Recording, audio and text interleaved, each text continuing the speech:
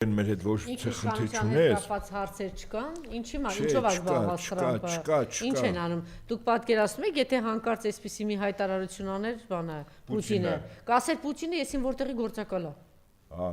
Հաստատ կասեր Պուտինը գործակալ է։ Ճիշտ է։ Մոզամբիկի կամ Բուրկինա Ֆասո։ Ուրիշ բան չէր ասելու։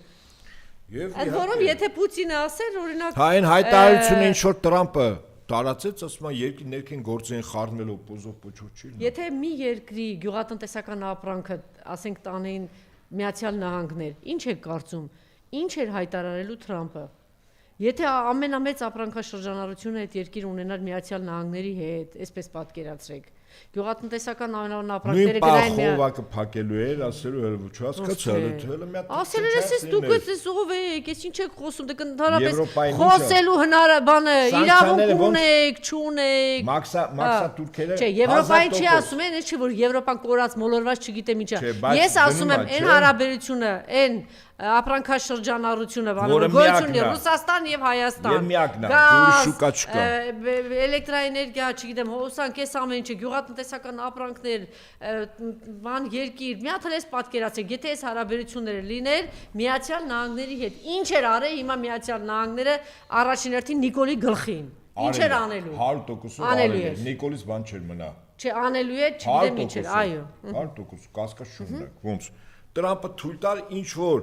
մի երկրի իբր ղեկավար, որը ինքը չէր ճանաչում, ոչ երկրի անունը գիտե, ոչ Իրանա ճանաչում, հիշում եք։ Այո, Ալբանիա, բան, դասը դով ես։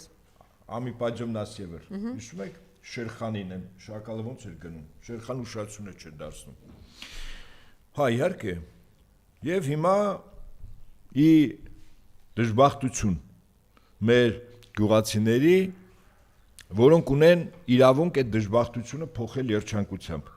Մայիսի 30-ից, այսինքն վաղվանից սահմանափակվում է Հայաստանից մրգերի բանջարեղենի ներմուծումը Ռուսաստան։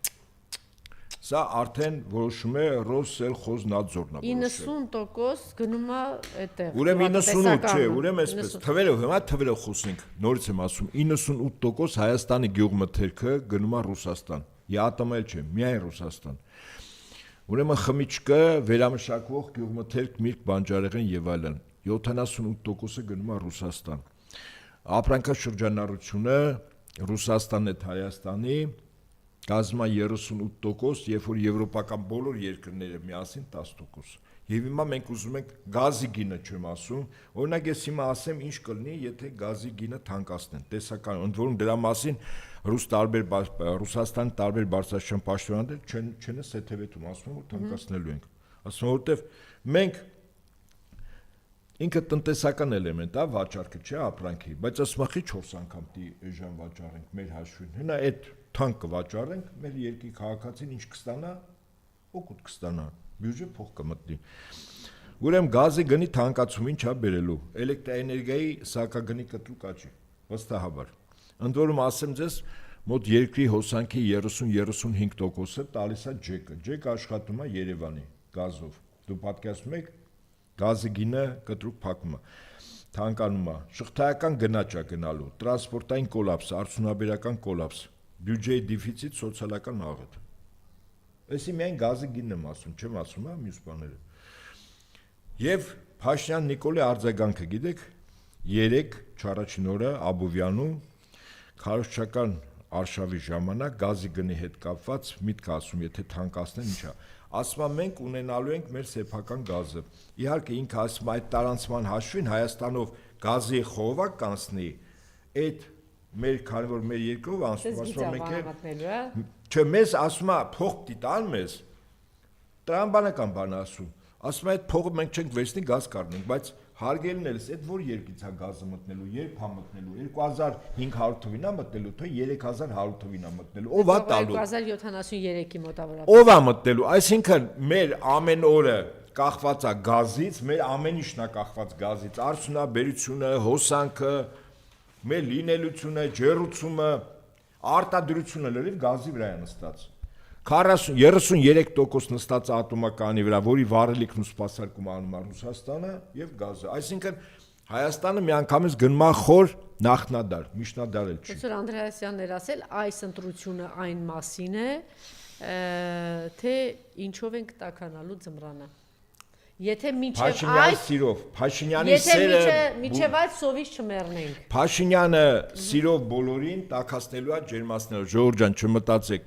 3 միլիոն մարդու Փաշինյանի սերը բավականացնելու է։ Սիրում է բոլորին։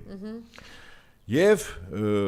իհարկե 90-ականներին այդ ցուրտ մութ տարիները պատերազմով էր պայմանավորված, տնտեսական կոլապսով, խորհրդային միությունը փլուզվել էր, այսինքն շատ բնական վիճակ էր, որ այդ ցուրտ մութ տարիները, իսկ հիմա ինչու՞, այսինքն հիմա բոլոր պետությունները, անգամ եվրոպական երկրներում կռիվ է գնում, որ Ռուսաստանից գազ առնեն։ Տրամպը ասում է, ես հանում եմ Ռուսաստանից նավթը առնելու արգելքը, առեք, որտեղ կոլապս է։ Հայաստանը ասում է, ես քաղաքականություն եմ իրականացնում, որ ինձ գազ չտան։ Չէ, իսկապես հիմա մի պահ, ես ուրիշ բան չասեմ, գաղափարական, քաղաքական, աշխարհայացքային, արժե համակարգային, կողմնորոշման հարգելի Հայաստանի Հանրապետության քաղաքացիներ, այս ոչ մի բանը չեք նայում։ Ուղղակի շատ տրիվիալ բան եմ ասում։ Գազը չկա, հոսանքը չկա։ Ես կարծում եմ դրանից հետո Հայաստանի Հանրապետության քաղաքացիները գաղթականի ցուպը ձեռքներին Վրաստանով դեպի Ռուսաստան են գնալու։ Մի 1000 հոգել ինքնաթիռներով Եվրոպաներ, Ամերիկաներ, որոնք բայստային օդանավականներ ունեն։ Այսինքն հիմա Ռուսաստանը մեր հետ տունտունիկ չի խաղում։ Բազմիցս զգուշացրեց, այդ երկրի նախագահ ապրիլի 1-ին ասեց, ասաց, որ հոյնքը չէր գովում, որ այդքան լավ, ասում էր, որ Հայաստան-Ռուսաստան այդքան կապվածություն կա եւ փոխադարձ կախվածություն։